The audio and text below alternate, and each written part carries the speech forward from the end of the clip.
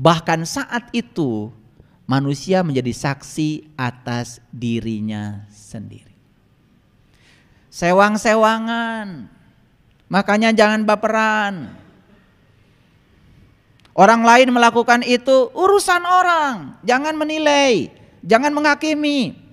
Kamu tidak akan pernah menanggung karma orang lain, urusi dirimu sendiri. Jangan ewuh pakai ewuh, jangan mengacaukan pikiran.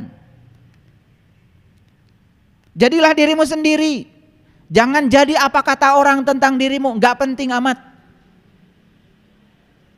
Selesaikan dirimu dengan dirimu sendiri. Jangan ada konflik dengan dirimu. Konflik dengan diri akan berbuah konflik kita dengan orang lain. Itu yang disebut dengan berdamai dengan diri sendiri. Balil insanu ala nafsihi basyirah. Bahkan manusia menjadi saksi atas dirinya sendiri. Yang sudah pada mengalami, beruntung kalian. Sudah menyaksikan diri sejatimu, beruntung kalian. Karena kalian sedang menjadi saksi atas dirimu sendiri. Sewang-sewangan. Itulah hidup. Makanya jangan ewuh pakai ewuh. Saya sakit hati karena orang menyakiti saya. Sebentar. Sakit hati bukan urusan orang, urusan kamu. Karena kamu punya keinginan pada orang. Ingin orang lain seperti yang kamu mau. Sumber sakit hati adalah kamu sendiri. Makanya sekarang berhenti menginginkan orang seperti yang kamu mau. Gimana caranya? Terima semua orang apa adanya. Baik sama kita, tidak baik sama kita, kita tetap baik sama dia. Selesai semua urusan. Kiamat akan mudah terjadi di sini. Maka saya bilang kajian hari ini agak berat. Ini baru pendahuluan. Baru pendahuluan. Paham sampai sini? Oke, stop dulu. Udah habis 1 SKS waktu saya. Nanti kalau ingin kelanjutannya surat Al-Qiyamah, nanti episode berikutnya. Karena sesungguhnya akan saya sampaikan bukan ini. Yang mau sampaikan judulnya adalah ini. Kita mau cerita matahari hari ini. Dan matahari itu adalah pengingat bahwa kita dapat bangkit dari kegelapan. Betul? Yuk lihat saya semua. Begitu matahari tenggelam, kita memasuki kegelapan. Betul? 12 jam. Matahari kemudian terbit lagi. Tenggelam lagi. Sebetulnya matahari itu gak pernah terbit, gak pernah tenggelam. Bumi kita yang muter. Matahari mah cicing. Teka mana-mana. Makanya matahari menjadi pusat tata surya. Makanya ada rasa, ada rarasaan. Beda. Kalau saya tanya, Ari Panon Poe terbit di mana? Dari timur. Rasa atau rarasaan? Tama rarasaan. Cek Panon Poe teh, uing mah cicing. Bahasa Inggris nama ngajedog. Teka mana-mana. Bumi kita itu di samping berevolusi juga berotasi. Dihajar seetik. Bumi kita itu di samping berotasi juga berevolusi. Makanya kadang-kadang bumi kita menghadap matahari, kadang-kadang membelakangi matahari. Di samping berevolusi juga berotasi.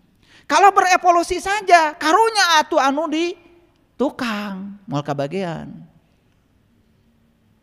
Nyesehna moal garing.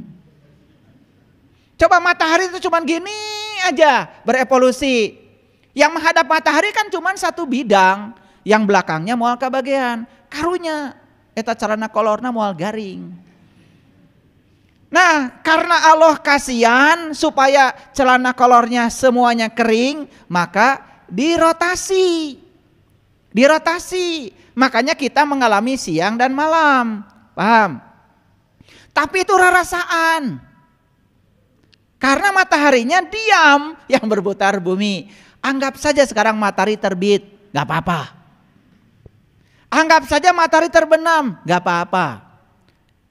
Faktanya kita mengalami siang dan malam. Apakah malam abadi? Apakah malam abadi? Tidak. Maka malam akan berganti siang. Apakah siang abadi? Tidak. Karena siang akan berganti malam. Yang abadi itu adalah siang dan malam.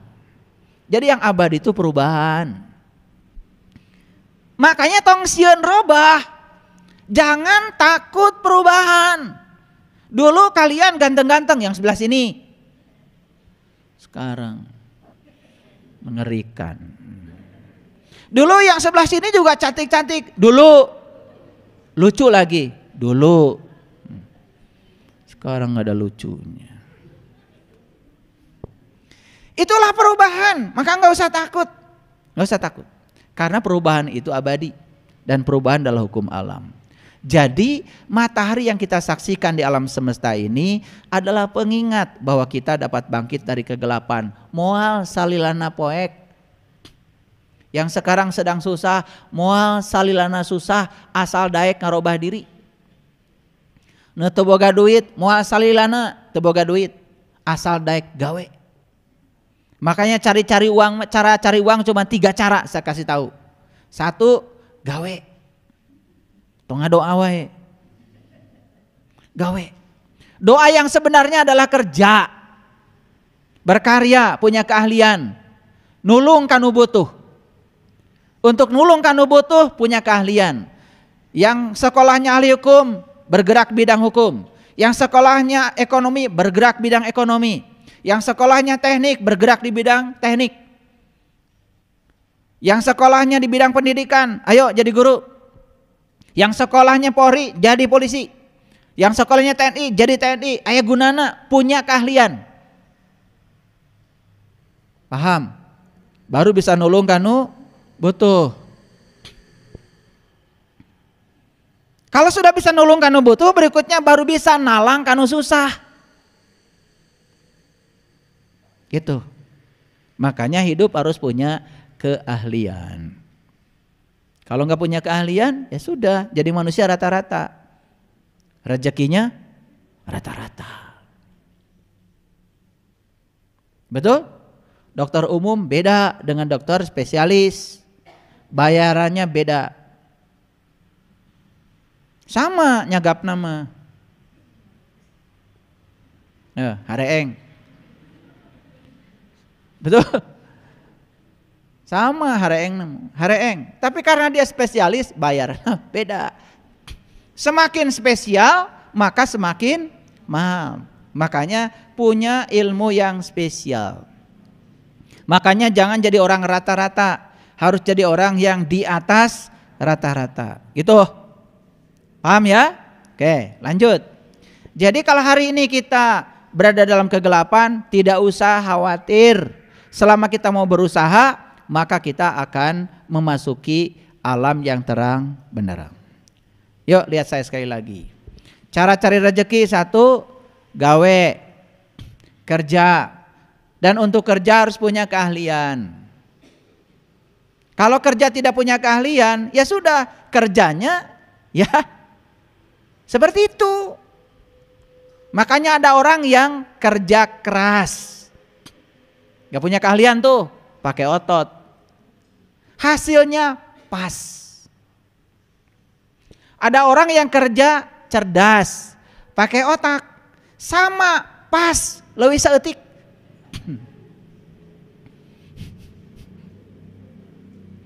Nah, yang luar biasa adalah orang yang kerjanya ikhlas, hasilnya tanpa batas. Kenapa saya rezekinya terbatas? Tanya diri kamu, kerja keras atau kerja cerdas? Sepanjang kamu ada di dimensi itu, rezekimu ya gitu-gitu saja. Tidak akan memasuki wayar zukumin haitsu la yahtasib. Mual. Karena syarat untuk memasuki wayar zukumin haitsu la yahtasib harus wa may yattaqillah.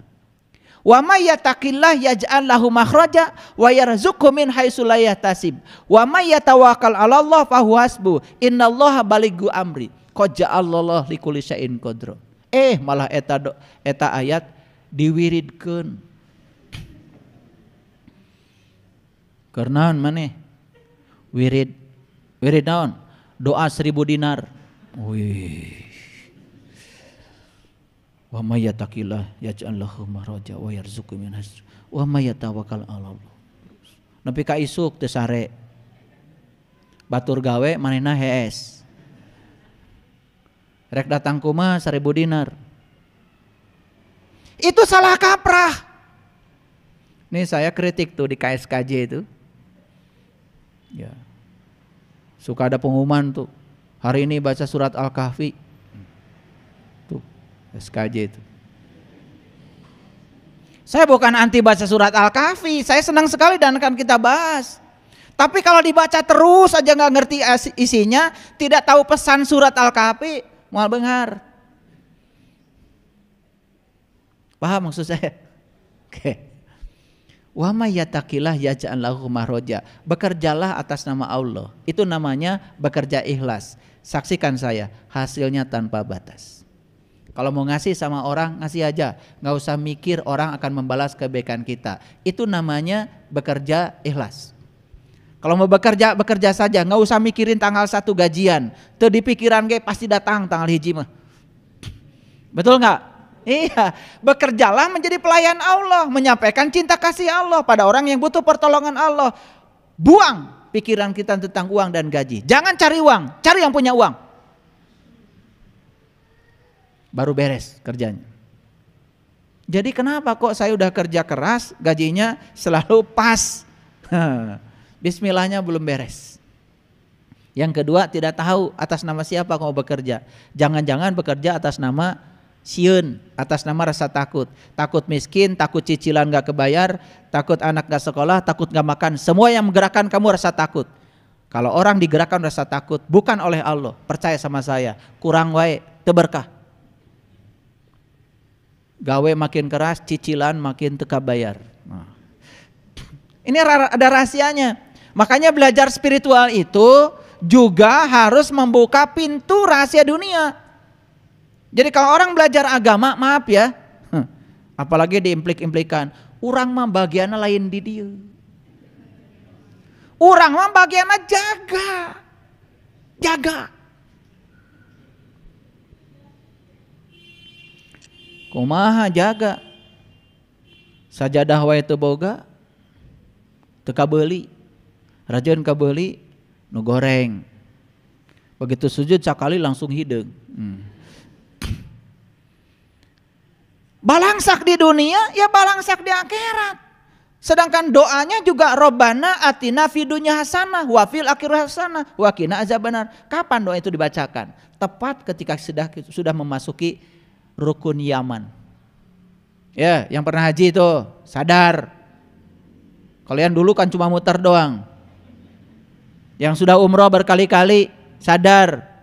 Coba saya tanya, itu doa Robbana atina fid dunya hasanah wa fil akhirati hasanah dibaca kapan? Kapan?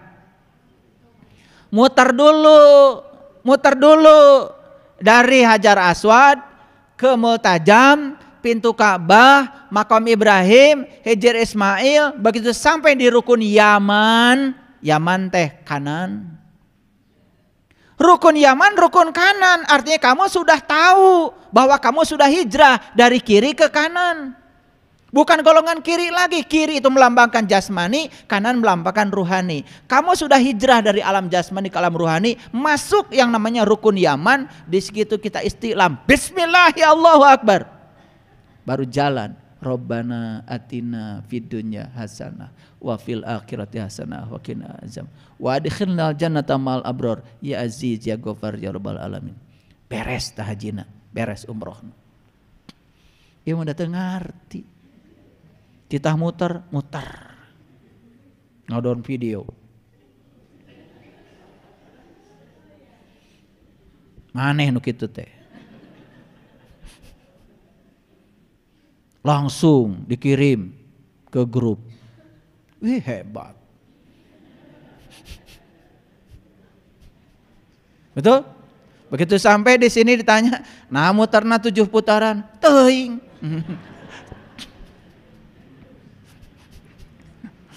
Duh.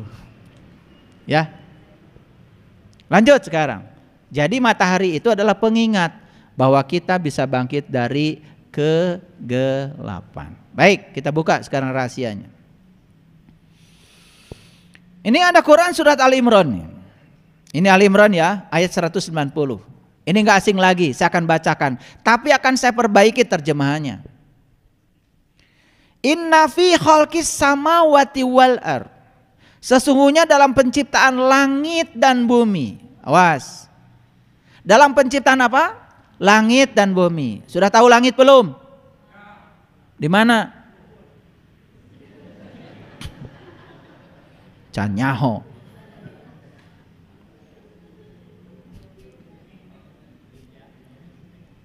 Udah? Nanti kalian cari langit ya. Kasihan Delo. Inna fi khalqis samawati wal ardh wahtilafil laili wan nahar la ayatil liulil albab. Ini saya perbaiki terjemahannya. Sesungguhnya dalam penciptaan langit dan bumi, lihat tangan saya, langit dan bumi, ngerti ya? Ya belum ngerti, harus ngerti nanti. Langit dan bumi, tahu 7 lapis langit? Emang kue lapis. Kita membayangkan 7 lapis langit itu kayak kue lapis. Dan langit selanjutnya katanya Sidratil Muntaha, puncak kesadaran. Ari maneh sadar di mana? Kan sadar mah di dieu, lain di ditu. Ada orang kehilangan kesadarannya, nu mana nu ruksakna? Sukuna atau bujurna? Eta nggak kasih jelaskan ya biar bingung. Nah, apa ulil albab itu? Ulil albab itu kata Quran, allazina yazkurunallaha qiyaman wa qu'udan wa ala junubihim.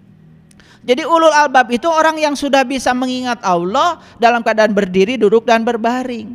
Berarti siapa ulul albab itu? Tentu saja orang yang sudah tahu dan kenal kepada Allah. Kenapa dia tahu dan kenal kepada Allah? Karena dia sudah menyaksikan tanda Allah pada pergantian siang dan malam. Jadi bergantinya siang dan malam tuh kita harus baca, di situ ada tanda Allah yang luar biasa. Di dalam diri kita ada siang? Ada. Dalam diri kita ada malam? Ada. Panggihkeun, temukan siang dan malam dalam diri. Temukan. Kalau sudah bisa menemukan siang dan malam dalam diri, di sini bukan di luar. Karena Quran mengatakan inna fi khalqis samawati wal ardh wahtilafil laili wan nahar la ayatil liulil albab. Silih bergantinya siang dan malam itu ada tanda Allah. Bagi siapa? Hanya bagi ulil albab. Bagi yang bukan ulil albab tidak ada, tidak terbaca, tidak ada tanda apa-apa. Pokoknya penting sare beurang nyaring eta we wungkul. Paham? Nah, pasti pusing ya? Oke, nggak apa-apa. Nah, Allah mengatakan dia itu ulul albab itu doanya satu. Rabbana ma khalaqta hadza batilan subhanaka faqina azabannar. Ya Tuhan kami, tiadalah Engkau menciptakan sesuatu dengan sia-sia. Maha suci Engkau dan pelihara kami dari siksa api neraka. Jadi begitu lihat langit dalam dirinya, begitu lihat bumi dalam dirinya, dia saksikan dari ujung rambut sampai ujung kaki, dia akan mengatakan Rabbana ma khalaqta hadza batilan. Karena dia sudah menemukan rahasia dalam tubuhnya. Kenapa tangan ini tidak sama panjang? Jaraknya juga tidak sama. Jempol dengan telunjuk lebih jauh. Telunjuk dengan jari tengah lebih dekat. Jari tengah dengan jari manis lebih dekat lagi. Kelingking lebih jauh lagi. Tidak sama panjang. Dibolak-balik. Ketemu rahasianya. Bolak-balik ketemu rahasianya. Begitu melihat dari ujung rambut sampai ujung kaki di cermin, ketemu rahasianya. Subhanallah, Rabbana ma khalaqta hada. Sudah sampai di situ belum ngajinya? Umur gesabaraha? Ngaca we unggal poe. Makanya Allah mengatakan di Quran, "Huwallazi yusawwirukum fil arham kaifa yasha." Dialah Allah yang telah menciptakan tubuh kamu sebagaimana rencananya. Ada rencana hebat di sini. Ada rencana hebat di sini. Makanya Allah berfirman dalam hadis qudsi, "Kuntu kanzan mahfian wa ahbabtu an urifa fa khalaqtu khalqan." Aku adalah suatu perbenaran yang tersembunyi. Aku ingin agar aku dikenali, maka aku ciptakan manusia. Setelah Allah menciptakan tubuh ini, maka kita bisa mengenal dia. Mumpung kita masih punya tubuh, yuk jadikan tubuh ini sebagai kendaraan untuk mengenali dia. Mumpung masih punya tubuh yang sempurna. Saya kasih tahu ya, pada saatnya kalian akan kehilangan tubuh ini. Dan saat kalian kehilangan tubuh, dan pada saat punya tubuh belum mengantarkan jiwa kepada Sang Maha Jiwa, begitu kehilangan tubuh, maka sang jiwa tidak punya lagi kendaraan. Itulah yang disebut dengan mati dalam keadaan tersesat, tidak tahu jalan pulang. Duh, kasihan ya. Paham sampai di sini? Oke. Lanjut. Ada apa sih di siang itu? Ada apa siang? Ada matahari. Ada apa sih malam? Gak ada matahari, itu aja. Ya, itu aja. Jadi apa sesungguhnya siang dan malam? Siang itu lambang dari kehadiran cahaya. Sedangkan malam gelap lambang dari ketiadaan cahaya. Jadi manusia itu cuma dua, kehadiran cahaya atau ketiadaan cahaya, itu yang dialami manusia. Betul? Oke, lihat saya semua. Pada saat siang matahari terbit, dinyatakan dalam Quran surat Al-Kahfi. Lihat ayat ini. Al-Kahfi itu gua. Apa? Apa? Mana gua? Gue. Bagus. Lu. Jangan jauh-jauh ngaji. Al-Kahfi itu gua. Mana gua? Ya gua. Hebat orang Jakarta itu. Orang Jakarta bilang dirinya aja gua, gue. Wah, itu keren itu.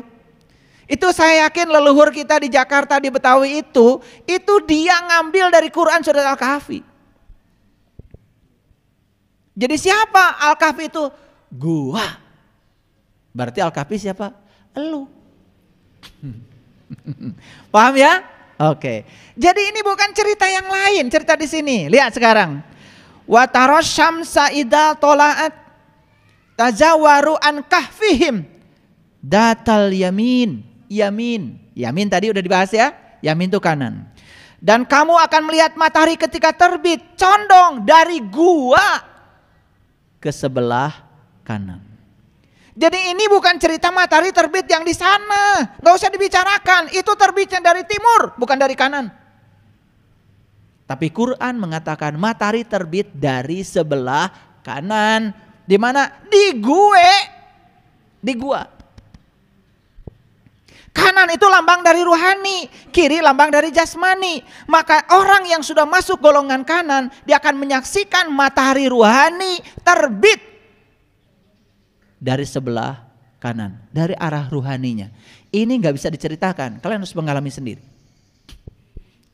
Kalau nggak mengalamin, percuma aja cerita. Jadinya apa? Pengetahuan kita hanya memenuhi bejana, tetapi tidak mencahayakan diri kita. Makanya orang bodoh ilmunya boro-boro menolong orang, menolong dirinya sendiri tidak bisa. Dan orang bodoh kalau dikasih ilmu oleh orang lain, dia juga tidak berguna, ilmu orang lain bagi dirinya sendiri. Sudah dijelaskan ya kemarin. Makanya kemarin saya kasih judul kajian saya, alangkah malunya menjadi orang bodoh di hari tua. Ari ngora kene bodoh mah teu era. Tanu karolot. Betul? Iya kan saya jelaskan di Quran, aku panjangkan umurmu dalam masa yang cukup untuk berpikir. Harusnya yang sudah pada tua ini mikirnya lebih banyak daripada yang muda. Harusnya tidak bodoh lagi. Makanya saya kasih judulnya, alangkah malunya menjadi orang bodoh di hari tua. Ini kalau saya ditanya judul tuh suka datang sendiri itu. Judul besok apa? Saya cuma diam aja gini langsung datang gitu. Diintuisi. Lah ini judulnya gitu. Ya sama hari ini juga saya ditanya judul, apa judulnya? Udah saya cerita matahari. Yuk kita lanjutkan. Dan kamu akan melihat matahari ketika terbit condong dari gua mereka ke sebelah kanan. Mereka ini Ashabul Kahfi. Siapa Ashabul Kahfi? Orang yang sedang masuk ke dalam gua. Lihat. Orang yang sedang masuk ke dalam gua. Mana guanya? Gue. Gimana cara masuknya? Disitulah perlu guru. Supaya tidak salah kaprah. Karena perjalanan ke dalam diri walaupun dekat itu sangat berbahaya. Tapi perjalanan keluar diri walaupun jauh tidak berbahaya. Lihat, kita lanjutkan ayatnya. Dan bila matahari terbenam menjauhi mereka ke sebelah kiri. Nah, matahari itu yang diceritakan di ayat ini matahari ruhani. Terbit dari sebelah kanan, terbenam ke sebelah kiri. Terbit dari alam ruhani, terbenam ke alam jasmani. Begitu kita dominan ruhaninya, matahari terbit. Begitu dominan jasmaninya, dunianya, matahari terbenam. Silahkan rasakan sendiri. Rasakan sendiri. Dan mereka berada dalam tempat yang luas, dalam gua. Oh ternyata gua ini luas ya. Coba, kalau kalian yang pernah masuk ke dalam diri kalian, menyaksikan langit terdekat dalam dirimu, menyaksikan pusat semesta dalam dirimu, ternyata gua ini luas tanpa batas. Makanya orang yang sering masuk ke sana tidak akan sempit sudut pandangnya, tidak akan sempit kehidupannya, berkah kehidupannya. Gitu. Ini bukan janji, ini pasti. Karena saya menceritakan apa yang saya alami, yang saya rasakan. Saya bukan cerita teori agama, karena saya bukan ustadz. Saya juga bukan cerita teori-teori agama, karena saya bukan kiai. Saya bukan ahli agama, bukan. Jangan salah kalian melihat saya. Saya cuma seorang penyelam. Dan saya hobinya nyelam gitu aja. Kenapa saya suka nyelam? Ya suka. Gitu aja. Dan saat saya nyelam, tidak mungkin dong di pantai. Saya nyelam di tengah laut. Saya berhadapan dengan ikan paus, saya berhadapan dengan binatang-binatang buas. Saya juga berhadapan dengan ombak yang besar. Saya juga harus nyelam dalam kegelapan. Dan sekarang di tangan kiri kanan saya cuman ada sedikit mutiara hasil selam saya. Itu yang saya bagikan. Sekali lagi, saya bukan ustadz. Ada yang suka bilang Pak Ustadz. Bukan. Ustadz itu tinggi banget itu. Ustadz kan artinya guru. Saya bukan siapa-siapa. Saya juga bukan kiai. Saya nggak punya pondok pesantren. Ya saya gini aja. Ya, saya cuman seorang penyelam. Kalau kalian mau, ya mutiara hasil selam saya, oke, saya bagikan. Jadi saya cuman membagikan mutiara saja. Setuju? Oke. Jangan panggil saya aneh-aneh ya.